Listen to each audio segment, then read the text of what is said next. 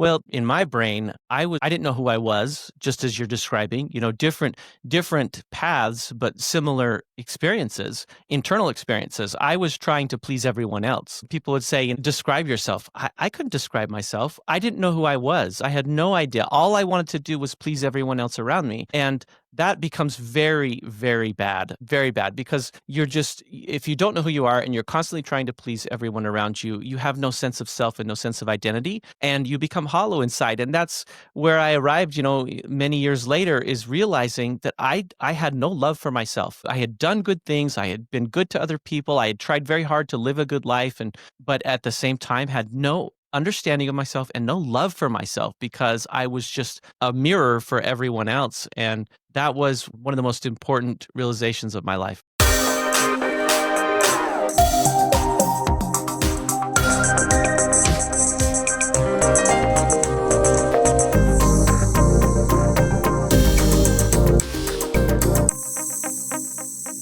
Emotionally unavailable.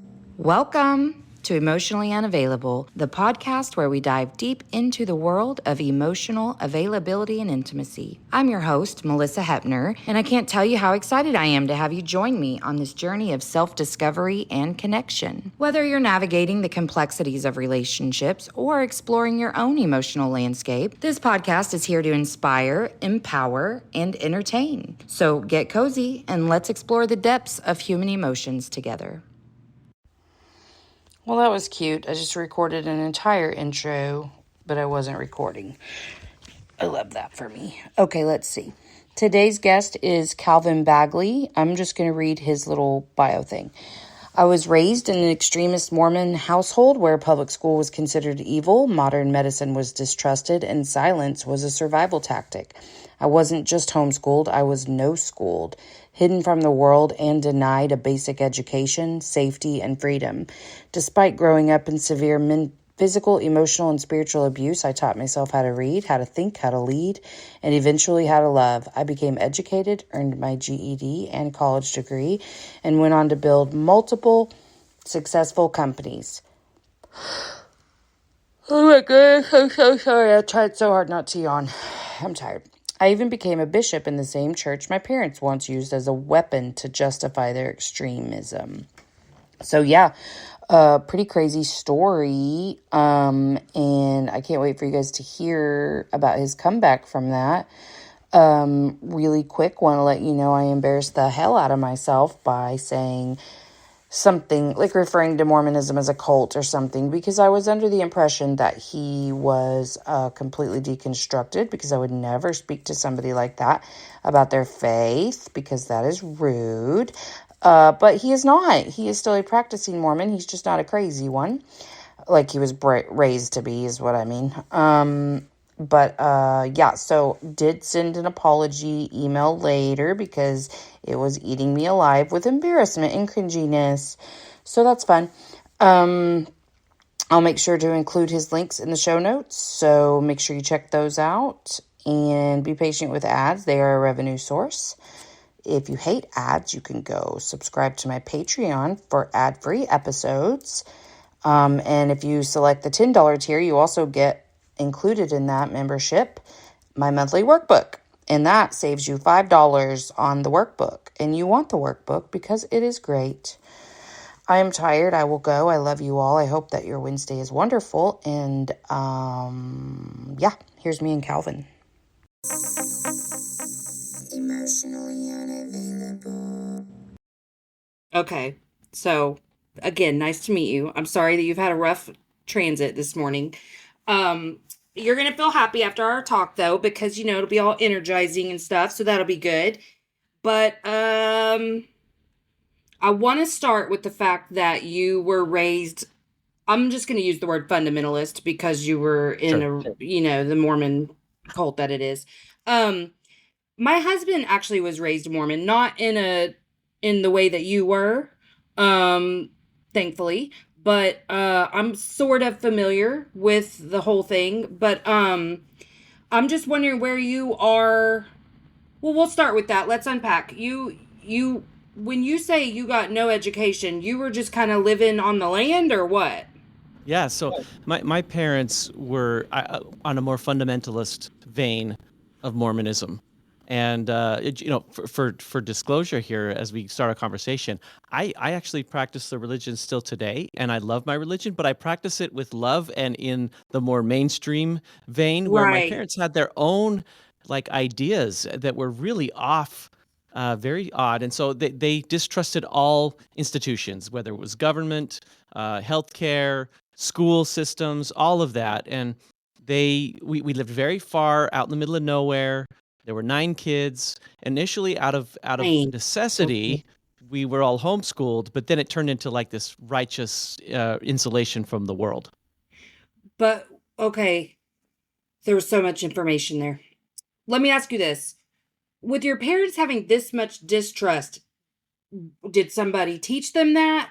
Did they just have horrible parents that, like, you know how whenever you Mm, have your own trauma, you can become just really mistrusting of your environment in general? Did they have that? I mean, yes, most people of their generation did have quite a bit of trauma, let's be honest. right. Cuz like how old are you? So I just turned 50, and my Oh, you father. don't look 50. So yeah, Thank for you. sure. Your boomer parents for sure. Yeah. Yes. Boomer parents, early boomer parents. My dad was born in like uh, 1933. So, Oh, so this he's was, silent generation. yeah, he's actually Yeah. prior to that. My mom was born 1940. So, my dad was Yeah. in the Korean War and things. I mean, they had a lot of Mhm. traumas, but my grandparents were, especially on my father's side, were wonderful, loving people. I love my grandparents, wonderful people. Not to say that, it was a different time, a different generation. My dad went to war. I mean, he was in the Korean Sure. War. So there were many traumas. I don't know what they all were, but I know that Yeah, when because my no one talks parents, about it either. yeah, exactly. When my parents were moving out to the middle of nowhere, my grandpa Bagley said to my dad, "Don't do this. Don't leave family. Don't go out there into isolation." I think he knew that there was something that would go wrong if my dad and my parents were in isolation too long, and he certainly was right. Do you think that there was well, I mean, okay, so if your dad served in a war, maybe it really could have been something from that then that just, like, instilled some paranoia and but so they didn't even, like how did they make money at all in this time that they're raising you all? Well, my dad worked until I was about 5 or 6. About 5 or 6, he was in an accident as a truck driver. The reason we moved out to the middle of nowhere prior to Oh. me being born was that my father was the foreman for a Ute Native American ranch, and he had gone out there to manage the ranch. That was the job that he found at the time. But then when he quit working, so he was in an accident. Then he just sort of gave up on life, and he said, Yeah. "We don't need all this stuff. If you want all this stuff," he said to my mom, "if you want all this stuff, then you go get it." And he just quit.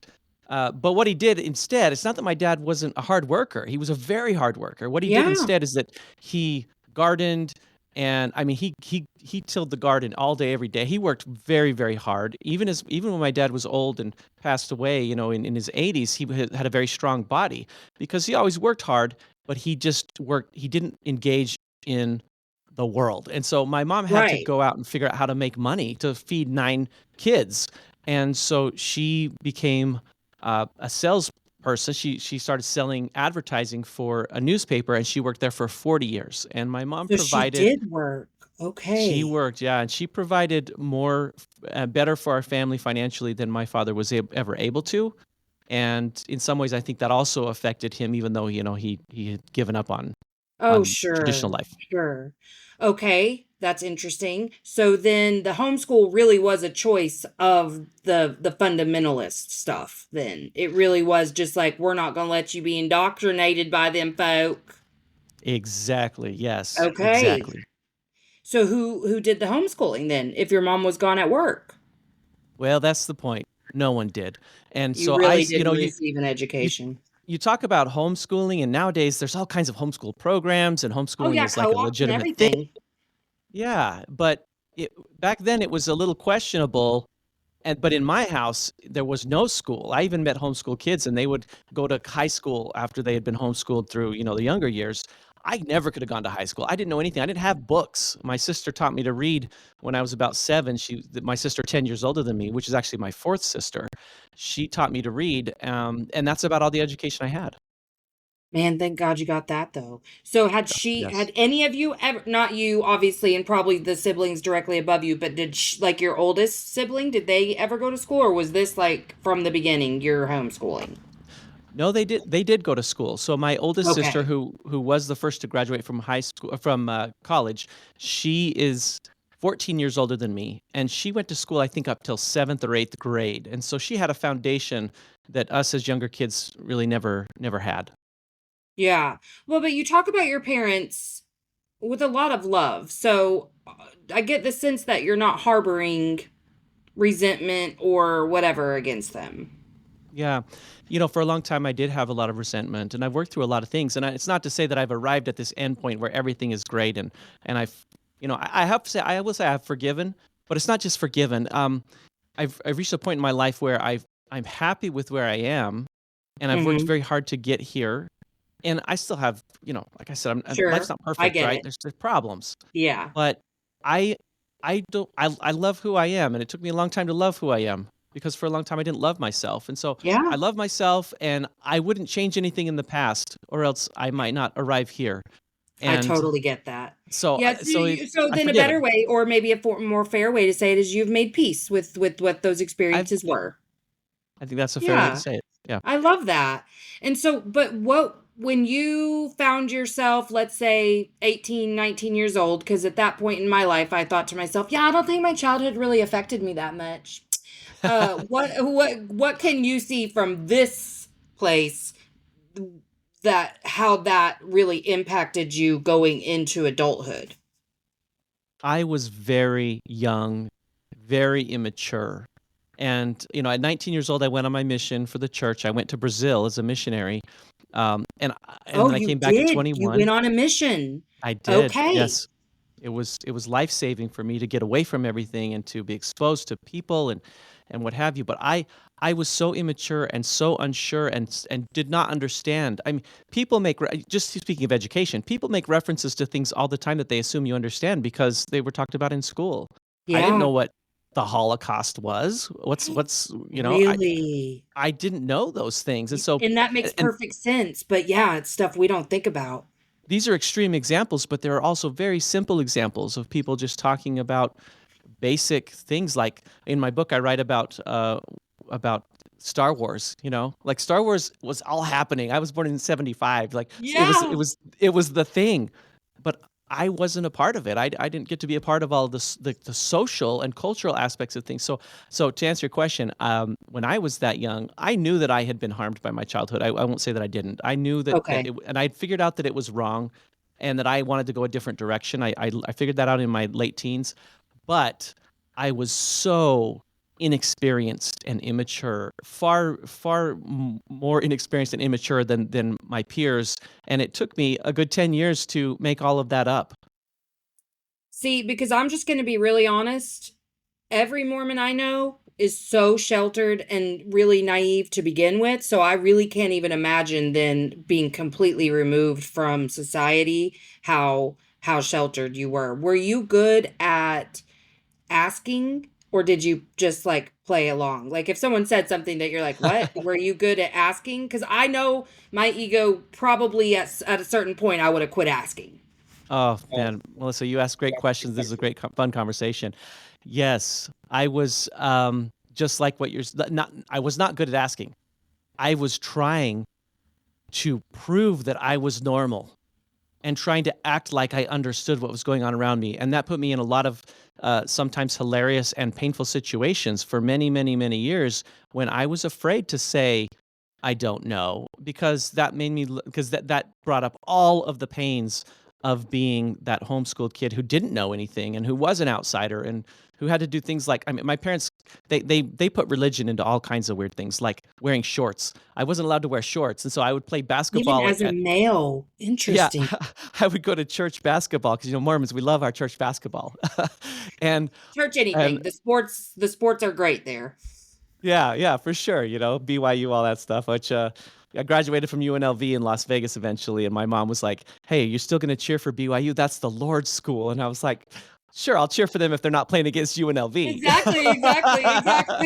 That's so funny. Yeah, but there was all this stuff that was not religion that they had made religion, like boys not wearing shorts, and so I would wear sweats to play basketball, and then that was so No. hot, so I felt embarrassed, so I started wearing jeans. So I have pictures. If you go to hidingfromtheschoolbus.com, you see pictures of me wearing jeans playing basketball. So I Oh was my so God, I scarred. can't. No, I was so scarred by being this complete weirdo that it was really Yes. hard for me to admit that I didn't know stuff, and it took a long time, and I don't know that I was even able to do that in my 20s or even 30s. It took a long time to be able to say I don't know, but also behind the scenes I was hungry to know so that I wouldn't look like an idiot. So I just absorbed as much as I could in all kinds of situations, including education, to try to catch up.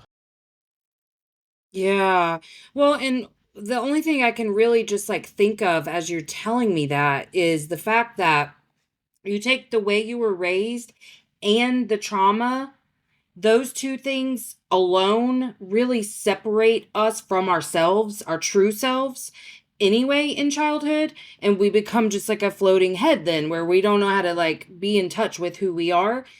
And I remember that alone making me feel painfully separated from my peers, and the fact that I had such a hard time forming an identity because I was forming it based off what like my grandma and my church and whoever else was telling me I needed to be, and my really dysfunctional toxic family. And so I can just imagine then you put on that extra layer of really your church folk being the only people that you are around and no schooling. I mean, the schooling was painful for me just because I felt so different than my peers, but I'm really empathetic to what you went through just because I had all this trauma brain, so I really couldn't like give school the effort that it took, and that was something I carried a lot of shame for all through high school when I graduated with a 1.5, 1.7, something like that. And so it wasn't until I got really serious about college and was making good grades that I was like, "Wait a second. I'm smart. Like what?" When I had a calm environment and a Yeah. non-chaotic life, I could apply myself. But man, I can imagine how hard that would be and just the shame that you were carrying. I mean, which is unfair to us to carry shame for things, but that's what we do. Well, and in my brain, I was I didn't know who I was, just as you're describing, different paths, but similar experiences, internal experiences. I was trying to please everyone else. Mhm. People would say, describe yourself. I couldn't describe myself. I didn't Yeah. know who I was. I had no idea. All I wanted to do was please everyone else around me. And that becomes very, very bad because if you don't know who you are and you're constantly trying to please everyone around you, you have no sense of self and no sense of identity, and you become hollow inside. And that's where I arrived, many years later, is realizing that I had no love for myself. I had done good things. I had been good to other people. I had tried very hard to live a good life, but at the same time had no understanding of myself and no love for myself because Mhm. I was just a mirror for everyone else. And that was one of the most important realizations of my life. Yeah, and you know what I think is beautiful though is that when you do this work, you start to realize doesn't matter what your path was, this is where we all end up is separated from ourselves, no identity, no love. Did you with your lack of self-love, I'm asking this because this is how it affected me, but Sure. I really wandered around this earth feeling like I just loved everybody so much and nobody really loved me like that. Mm. Mine was a little different. I felt that a lot of people loved me, but I was afraid to let them get close. So superficial love. So I have many, many friends, and I write in my book about running away, running a lot. Is when I hungered for love, and I find love, I moved to Las Vegas when I'm 22 years old, and my brother and his wife said, "Come down to Las Vegas. We'll see if we'll help you figure out how to get into college." Because I really wanted to go to school. I got my GED, by the way, after my mission. So I came home from my mission, studied, Okay. and got my GED, and was very proud of that. My parents were not proud of it. My dad said, "What do you need that piece of paper for? You just need Oh, somebody to yeah. tell you you're smart." Uh-huh. Uh, so there was a point where I realized I can't. I've got to stop seeking. Um, Worth and love and acceptance from my parents, and Right. need No to, praise and validation coming from there. no, none, right? Only if, well, yes, there was plenty of it if I did what they wanted, Sure. and Yeah. I was a reflection of them, sure, which I didn't want to do that. So, um, yeah, so I was trying to get find love. I moved to Las Vegas. My brother and my sister-in-law are amazing to me. My sister-in-law helped me to learn mathematics. We went to a store. She had picked up the grade books from 3 to 12. She was a nurse, and she helped me through those. And then she helped me get an appointment with an admissions counselor at UNLV, and coached me on what to do. I sat down with that admissions counselor and said, "Look, I have no education, I have no transcripts. I tried to take the ACT, completely bombed it. I did so poorly that no school would take me because I just didn't understand this stuff, trying to catch up on a lifetime of education and months of studying." And the admissions counselor really liked me and said, "Okay, we'll let you audit classes as a non-admitted student for 2 semesters. If you get passing grades in those 2 semesters, we will admit you as a student, and those grades will count towards your degree." And that's Oh, how, wow. this counselor was gave me a way into school and into college, which I did very well, by the way, and I got a I'm 4.0, sure. studied That's a very hard, yeah. and got admitted to Well, because now UNLV. all your worth and validation is coming from education, am I right? Yes, Yeah. at that stage. Same. Well, it Same. it was, and then but what I wanted to tell you about my brother and sister-in-law is that they were like, so even though they're not that much older than me, they were like my like surrogate parents in a way, giving me love and Mhm. acceptance. And after those 2 semesters at UNLV, I was struggling with the structure of school. And I'd never sat in a classroom before and had instruction. I'd never taken tests. I'd never written papers, and I did it really well for those 2 semesters. But it was a lot for me. Was Plus, I tap. have all this love and acceptance at home. I ran away. I moved to another Oh, city, and I saw something else, and I was like, "Let's go." So, my point to that is that I ran away from people getting too close for a long were you time. conscious of that that's what you were doing, or is this No, something you've learned in hindsight? Yeah. no, no. Had to look back and see Yeah. it. Yeah, that's interesting. I can see that being a coping. Mine was a little opposite in that well, I had a narrative that like they didn't, and so I pushed them away. Like I ran away from people and things a lot, but I was kind of hateful about it. You know what I mean? Like I was like, oh, they're toxic, or they don't listen. My family is toxic, and they deserve to be cut off. But like my friends and stuff, I've cut a lot of people off in my lifetime, and like just yesterday, I was on somebody else's show and like learned in real time. I was like, "Oh, that was probably the beginning of me pushing people away. Oh, okay, my bad." Mm. And so like I'm still learning all the ways in which I've done that. But yeah, I can see well, avoidant tendency, when you have that like extreme, you kind of quit anything, reject anything before it can reject you. Yeah, and the fear is that they're going to see the real you if they get too close, and they're not going to love you. Mhm. They love Yeah. you, the shell of you, but if they get really Yeah. close and see your heart, they won't love you. And so you don't want to let people get into that into the core of you. And took me a long time to open up to that level. Yeah, because yeah, I mean, I definitely can resonate with that, but I remember even having a conscious thought, like probably 30s and early 40s, somebody saying really nice stuff and me always thinking to myself, if you really knew me, you wouldn't think that. You know what I mean? Mm, Because the idea of duality didn't exist in my brain. Like those yeah. things can be true, and it can also be true that sometimes I'm bitchy, and that's okay. But like it was like these things I carried all this shame over, like that ruled, that was the stuff that mattered, I guess. So what when kind of was the turning point? Like you got through college, I'm sure learned and grew so much through that.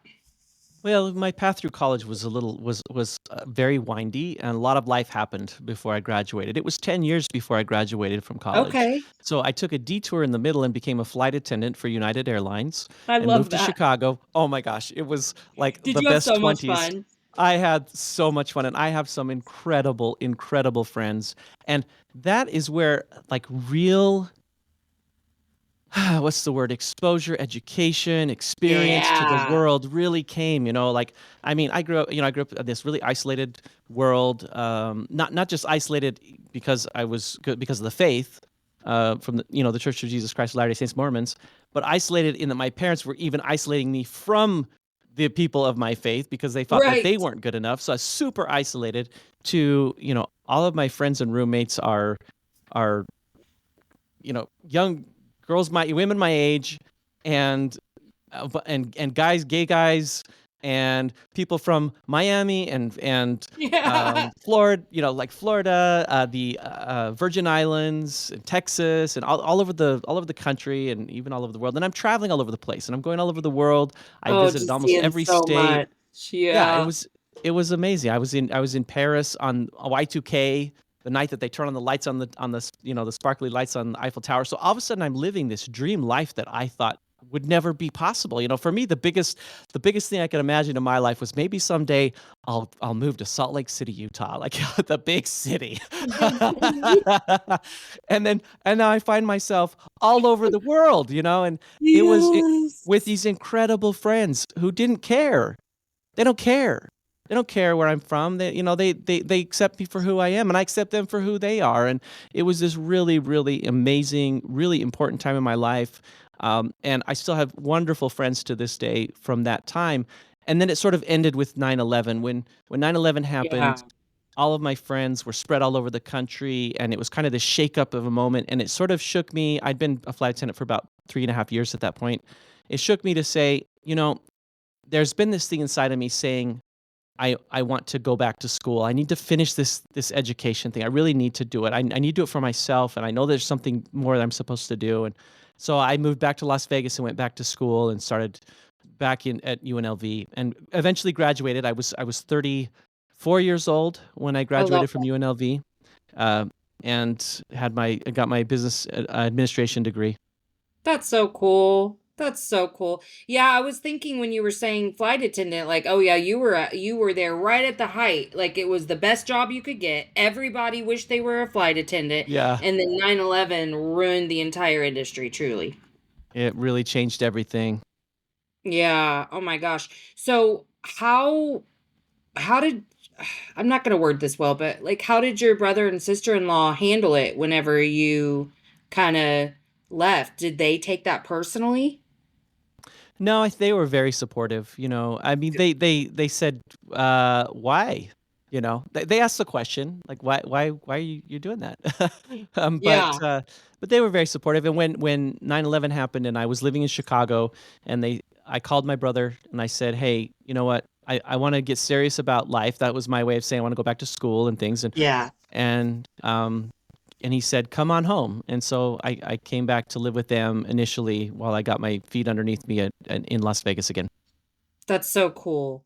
Well, as impressed as I am about the fact that you got yourself an education in spite of all of that weirdness from childhood, what really excited me, I'll say, is you talking about kind of the inner transformation that you've gone through to be able to overcome those things. And even just in this conversation, alluding to finding peace, loving yourself. So, when did that part of things kind of start happening? That's a long curve. Part of it started with me trying proving to myself that I was not inferior.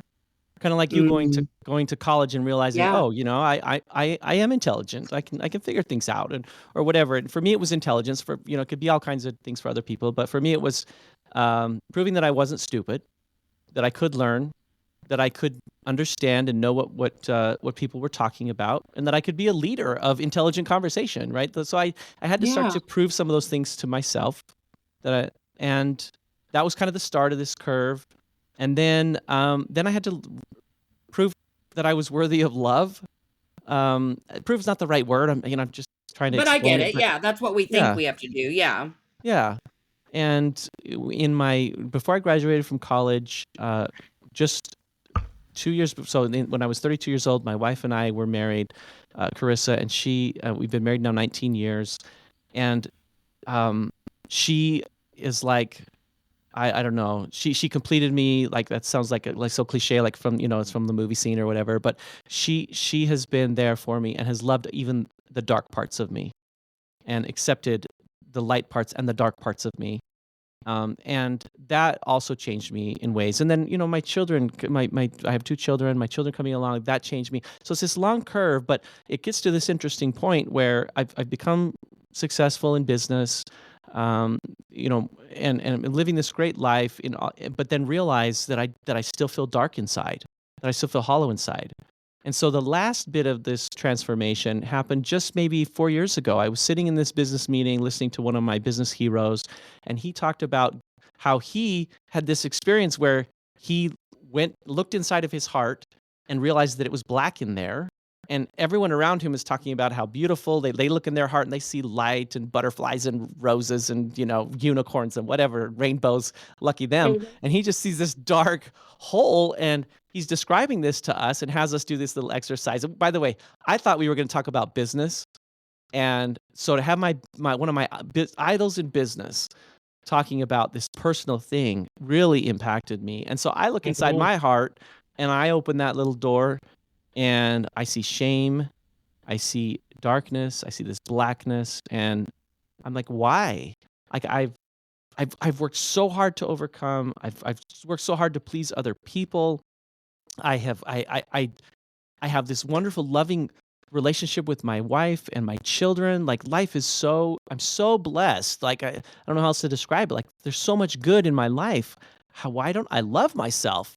And Yeah. that took me on this last piece of the journey where I began to seek counseling and to try to heal and figure out what is that darkness in me. And that's been a really interesting final part of my recent journey. I'm sure there's another part to come. Sure. We're going to continue to grow and evolve. Yeah, But exactly. do you feel like, because I used to be like, well, I'm healing, or this is a healing journey. And I felt that way, and it was at that time. But then I had to realize, like, baby, you got to quit like chasing healing the rest of your life. Like, I've figured out my wounds, but now, like, I understand fully that these things are going to impact me, even if in a small way, forever. I'm going to be triggered by things. I'm going to have things come up. I just have a really extensive toolbox for dealing with those things now, and they're not like controlling me anymore. But I feel healed. Like I'm still rude and stuff sometimes, but like I'm not walking around with all these crazy narratives running around nonstop and overthinking. I know how to feel now instead of think about everything. You know what I mean? That's great. I love what you just said because so many people are seeking healing like it's an event that will happen, and it's like, oh, I am healed. Yes. I like thought like that. yeah, like Did being sick, you? or something. I've always Yes, kind of hoped for exactly. that. It's like, boom, you're healed. Boom, you're saved. Yeah. No, I it kinda doesn't work thought like you'd that. just feel differently. Yeah, Like, but I yeah, like, "Oh." yeah. But I do feel differently in this gradual different, but it's more like what you said. It's like it's the toolbox. I have these other things, these tools. And one of the greatest things that's happened for me over the last few years is quieting the narratives in my brain because they were just running all the time. And All I, the I love time.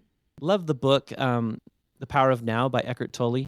One of the most I've impactful heard of books it, of yeah. my life. Oh, I recommend anyone who understands what I'm talking about this constant narrative in your brain.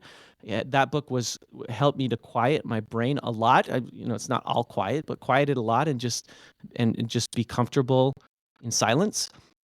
So yeah, all of these things have been healing. And one other thing that was really helpful for me, there've been a lot of therapies that I've enjoyed, but internal family systems is one of them that has been really Yes. impactful for me. To realize that my therapist, who's someone that I've come to love and trust, helped me to engage with that dark thing inside of my heart, bring it out, and talk to it like, this sounds a little kooky for people who haven't done these types of therapies, but talk to it like it's a person, understand it, let it talk back to me, and just kind of imagine what it's saying and what does it look like and what is it and why is it the way that it is, and realize, that anger and that existed in me, it is part of me. It is a part of me, Yeah. and it has a purpose. And one of the purposes for it was that it was protecting other parts of me from being hurt.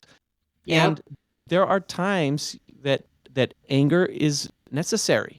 There are Mm-hmm. times, so to just shut it off and say that part of me should not exist is like killing part of yourself. And so I've Right. tried to accept all those different pieces of me and appreciate them for the value that they bring to me. Absolutely. And I think when I got there, that's when I said, I think this is what they call healed, because it's being able to see all parts of you and love them unconditionally and just go. But I think that we're raised to believe that accountability means shame. That the Oh, only way to get through a mistake or a bad choice or whatever is to crucify yourself with mm, shame. Or yes. allow, and I won't even say or, I'll say and allow others to do the same. Oh, yes. Like we feel that we have to have this deep penance, and we have to, suffer for it in order to be repentant or whatever, Yeah, to like, use you use don't like feel Christian bad language, about but it unless yes. yeah. And you know what? I'll be honest, I didn't even realize that fully until I was working through how I handle it when people don't meet my expectations. And Mm, so I was like, how do I feel? How do I treat them? What is my thought process? And I really I mean, I just envision myself holding them by their, collar and like, yeah. you did this to me and you need to feel bad and feeling bad needs to look like this. And it wasn't until I could see how I was projecting that I'm like, well, that's because that's the standard you're holding yourself to also. And when I could release that and just say, no one's got to suffer because they made I wouldn't even say a mistake. Sometimes things just happen and that person perceived it away or whatever, but because you weren't perfect, because everything didn't go perfectly, we don't have to do all this about it. And I think whenever I finally got there, I was like, okay, I'm getting it. I mean, now I'm still like getting deeper understandings of stuff, but yeah, I was really hard on myself and everyone around me, and I believed that's the way it was supposed to be. There's a good chance that the way that you treat someone else is the way that you treat yourself. There's good correlation there. So it's a good way to look at it and say, okay, where am I lacking based on how my reactions to others? And then another thing that I've learned is that there's this branch of psychology called Adlerian psychology, um, and Adler was, I'll call him kind of he was the opposite of Freud, and they actually knew each other, but like there's the Freudian side, which is like cause and effect, like you received trauma, and so therefore you are this way. And Adler was more like, no, you can decide what the past means and give it purpose that's different than. So I like the Adlerian psychology a lot. Sure. Even though I'm not like deep into it, but one of the things it talks about is that it's other people's tasks. People have their tasks, you have your tasks, and sometimes we expect things out of other people, and therefore we're making their tasks our own. Like how Yes. someone accepts or views me is not my task. My task is to do the best, to be the best version of myself. If I'm worried about how they view me or accept me or how they react to me, then I'm trying to take on their task. And so Absolutely. separate yourself from other people's tasks. Yes, I love that. And I've also heard of internal family systems, and I've had a couple of practitioners on here actually, because when I started hearing about it, I was like, whoa, I think okay, so I'm sorry, audience. I know you're tired of it. We've done a whole series on this, but um the book that changed my life, from a guest that I had on from my husband's family member actually. She works with a guy named Troy Love in Arizona. He developed the Finding Peace method and has a book called the Finding Peace Workbook. I think he borrowed some philosophies from internal family systems, if I were to guess. But the way he did it is he focuses specifically on attachment wounding and specifically on shame. and he broke down shame into different archetypes, the same as internal family system Mm, does with our parts. mhm, But these are just shame parts, but immediately they're given an identity, at least in terms of their like name and their role. But you then externalize it, you give it the shape of, is it a person, is it an object, is it a whatever. But that was my first experience with externalization, because I was really full when you said quieting the narratives. I was like, that's my language, because I really had to quiet all that, because I was driving myself insane. It had been mm, lifelong, but then at the pinnacle of a mental health crisis, it was nonstop and very loud. And why I was like, oh my God, I'm not broken. I'm not unfixable, is because I figure if you've got a whole book and method about this, I'm not the only one experiencing these little archetypes fighting with one another in my yes. head. Because I'm not going to go tell people I'm hearing voices, because it didn't feel necessarily like that, because it was my voice, but it was different archetypes. They were arguing with each other, and I felt really crazy. So as I started to externalize it and give them their different roles and characters, then I could be like, I'm not crazy. Like, first of all, it's not me, it's what I was programmed to believe. And second of all, like, these aren't just like, delusions. I was scared. I was really scared, because I have schizophrenia in my family. And so I was just like, oh my God, this is it. This is it. This is the break I've been like scared of for my whole life, because this was Mm, at like 43 years old. And so, yeah, I really had to learn all those same things, just to how to like process what was happening.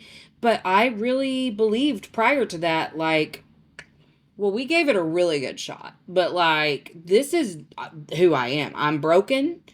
And as I worked through that, like, and the book really helped me to understand too, and I started to see, like, in humanity, how alike we are. All I had ever really seen is the differences between me and everyone I loved, me and the world, everything. And as I started to unpack this, I was like, I actually don't know anyone who, if they were to like scrape away some layers, they don't feel like fundamentally unlovable. I feel like we all feel that way until we do the work. And, like, we have the weight of the world on our shoulders and nobody to help carry it. Like, we all are kind of experiencing the same programming. We come to these paths a little bit differently, but I really do feel so connected. It started to make so much more sense about the whole, like, we are one thing.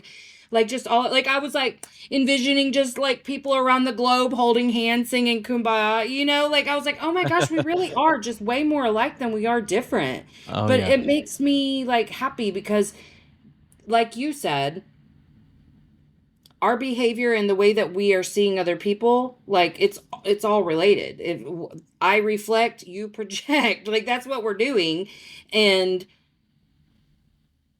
I had to start just looking at me and being like, well, how I'm the problem. Yeah.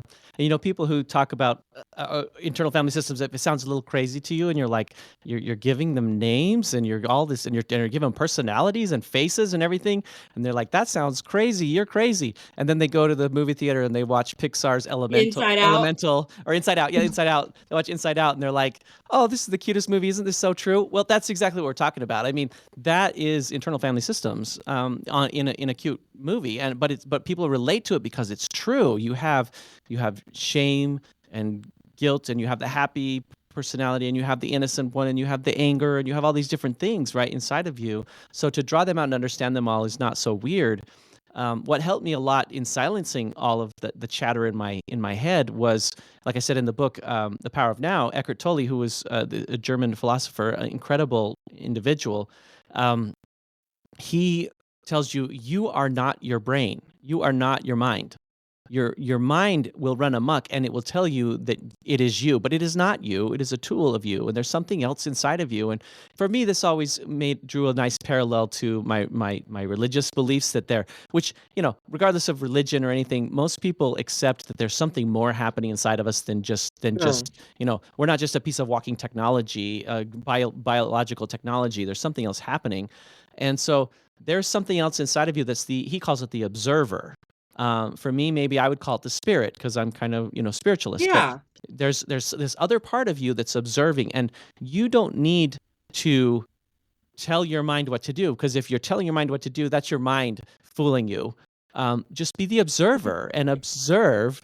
And when your mind is running, then just observe. What is the mind doing? And what is the body doing? What is happening in my breathing? What am I feeling am I feeling that tightness in my chest? Or am I feeling tightness in the muscles in my shoulder? Like, just observe what is happening. And just by observing, it's amazing how these things begin to resolve themselves. And that's one of the greatest lessons that I took from that book that helped me to quiet so much of the chatter in my head. Yes, I love that. Oh, man. Well, I have loved this conversation. Before we wrap up, is there anything that you could say for like an actionable takeaway for audience members?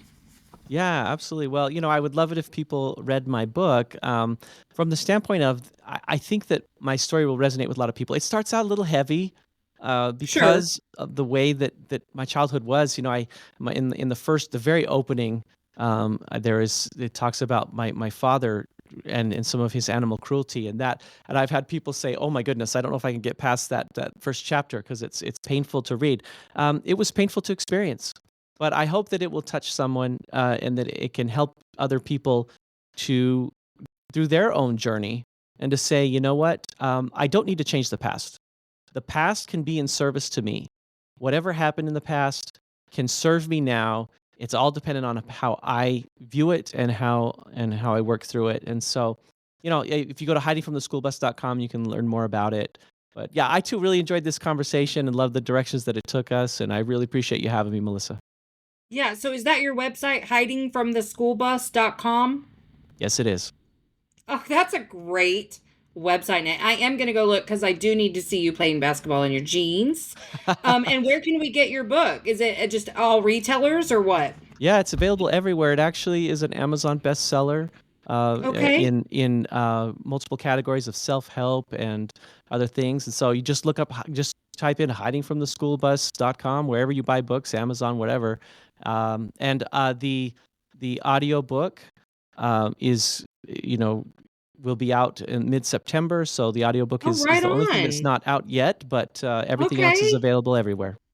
And I will make sure that I include all of your links, especially anything that you have on Podmatch. But if I know that a person has a book out, especially on Amazon, because it's so easy, Yeah. but I will make sure that I include all of those links. And if anything comes up before I air this, which will be about 3 weeks, so by the time this airs, your audio version should be out. So that's Yes, it cool. will be. But if anything comes up before then, you feel free to send it over. And literally, I've just loved having you so Oh, much. thank you. I Okay, I'm enjoyed gonna it as stop well. recording, but hang out for 1 sec. Emotionally unavailable. Hey, make sure you've given the show a 5-star rating on whatever platform you're listening to if you haven't already. And check out my website, empoweredwithmelissahepner.org, or my link tree on Instagram at melissa.hepner to check out my latest offers or workshops. All right, that's it from me. So make sure that you check out the show notes for links. And until next time, let's all just keep swimming. Emotionally unavailable. INDEPE and cut.